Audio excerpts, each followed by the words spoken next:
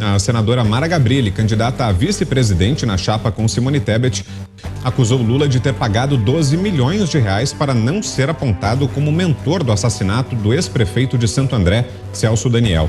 Segundo a parlamentar, o petista foi chantageado pelo empresário Ronan Maria Pinto, do ramo de transporte público do ABC Paulista. Ronan Maria Pinto, se ele não fosse pago, ele ia entregar o Lula como mentor do assassinato do Celso Daniel. Esse é o teor da chantagem. E o Lula pagou. Como é que alguém que não tem nenhum envolvimento pagaria? O Lula pagou os 12 milhões da chantagem, sim. O Ronan Maria Pinto cala a boca e fica quieto. Mara disse ainda que Ronan fazia parte da quadrilha que extorquia empresários em Santo André. Prefeito da cidade e coordenador da campanha de Lula em 2002, Celso Daniel foi encontrado morto em janeiro do mesmo ano com marcas de tortura e tiros em uma estrada de Juquitiba, em São Paulo. Inicialmente, a Polícia Civil apontou que tratava-se de um crime comum, mas o Ministério Público declarou que a versão não se sustentava. Segundo os irmãos de Celso Daniel, Bruno e José Daniel, o homicídio foi um crime político para queima de arquivo. Ronan Maria Pinto estava comprovadamente envolvido aí naquela máfia que extorquia dinheiro de empresários de ônibus. O pai da Mara Gabrilli era um deles, foi um dos extorquidos também comprovadamente. Existem gravações de conversas ocorridas logo depois do crime, em que aparecem as vozes do Ronan Maria Pinto, do Zé Dirceu, do Gilberto Carvalho, que também era secretário, foi indicado para uma secretaria qualquer da Prefeitura de Santo André para resolver o problema da máfia que estava vazando. Estavam vazando as informações sobre essas irregularidades. E outras vozes aparecem mostrando o seguinte: o Ronan ameaça os interlocutores, dizendo que ele quer que o Zé Dirceu dê um jeito nisso. Eu quero que dê um jeito nisso. Eu não vou pagar sozinho, etc, etc. Bom, essas fitas foram destruídas por um juiz, não me recordo o nome dele, aquele que tinha cabelo branco, ele foi preso. Por um tempo ele mandou queimar as fitas, mas as gravações foram copiadas antes e elas existem, estão por aí. A TV Bandeirantes mostrou na época essas gravações, que deixa esse pessoal sob suspeição gravíssima. Eu não posso acusar o Lula de nada, não sei, a Mara Gabrilli é que deve provar essas coisas. Agora, a pergunta: quem matou o Celso Daniel tem que ser respondida pelo PT, faz 20 anos. 20 anos e nada. O PT nunca, ele gostou do arquivamento do inquérito, crime comum, etc. e tal, não foi.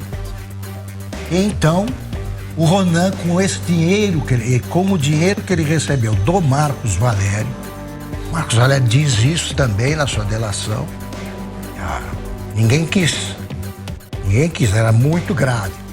E ele comprou o Diário do Grande ABC. Ele era um cara que não tinha dinheiro para isso.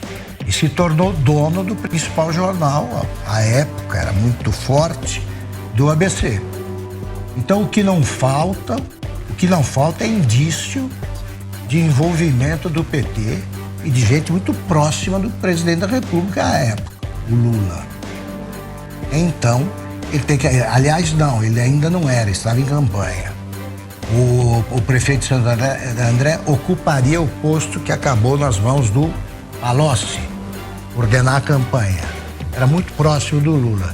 Eles é que se entendam e tratem de achar um álibi aí, porque pela segurança com que está falando, a Mara Gabrilli deve dispor de algumas provas, não sei. Olha, não é a primeira vez que a Mara fala sobre isso, né? Eu me lembro numa CPI no Congresso Nacional, ela chocou a todos quando ela contou com detalhes. Ela sofria na casa dela, ouvindo as extorsões, e o início ali de financiamento de campanha eleitoral do PT foi exatamente no lixo e no transporte urbano, né? E o pai dela dizia que não iria pagar a propina porque não sobrava dinheiro no momento em que a empresa estava passando por dificuldades e que eles chegaram a colocar um revólver na cabeça do pai dela para extorquir. E ela fica muito chocada com isso, porque ela atribui muito a morte do pai exatamente por essas pressões e por essas chantagens que aconteciam. Aí depois exatamente vem a morte do Celso Daniel, que ela entende que ele resistia, não queria deixar o PT tomar conta da prefeitura lá, né? E acabou que isso provocou uma reviravolta na investigação, que já ia ser arquivada como tentativa de latrocínio, né? Roubo seguido de morte e tal. E ela fala com muita propriedade, não é a primeira vez que ela fala, principalmente com relação ao Ronan, que, como disse o Augusto, se transformou num grande empresário e dono de veículos de comunicação, e ninguém fica rico de uma hora para outra, assim, de uma forma tão simples, né? Coisa mais complexa. Olha, como disse o Zé Maria, Mara Gabrilli realmente fala sobre esse assunto com muita propriedade, já que viveu de perto as extorsões que ocorriam lá em Santo André. Ela dizia, por exemplo, que o pai dela, que era proprietário, né, de empresa de transporte público, era extorquido dentro de casa com arma, né? Então, ela já usou, e pelo PT, né, por integrantes do PT. E ela também já atribuiu outras vezes ao Lula e a outros integrantes do PT a possibilidade de terem sido mandantes do crime. Ela já falou isso outras vezes, não é a primeira. Agora ela diz que houve essa extorsão, essa chantagem contra o ex-presidente Lula. Ela não afirma que ele teria sido mandante, mas afirma que como que alguém pode pagar, que ela diz que ele pagou, sem ter culpa no cartório. Então esse é o comentário que ela faz. E ela também já foi citada, por exemplo, naquelas mensagens vazadas pelo Intercept da Lava Jato. Havia ali uma conversa dela com o ex-juiz Sérgio Moro, e ela depois explicou que a conversa se devia a isso também. Ela estava falando com o Sérgio Moro porque ela sempre procurou ajuda de todas as partes para esclarecer o assassinato do ex-prefeito Celso Daniel. É algo que acompanha a trajetória política da Mara Gabrilli há bastante tempo. Ela realmente não se cala em relação a isso, já recebeu ameaças, né, segundo ela, por insistir nessa questão, por falar sobre isso sempre abertamente, passando essa impressão de certeza, mas ela sempre diz que não vai deixar de falar sobre isso, independente do momento político em que se vive.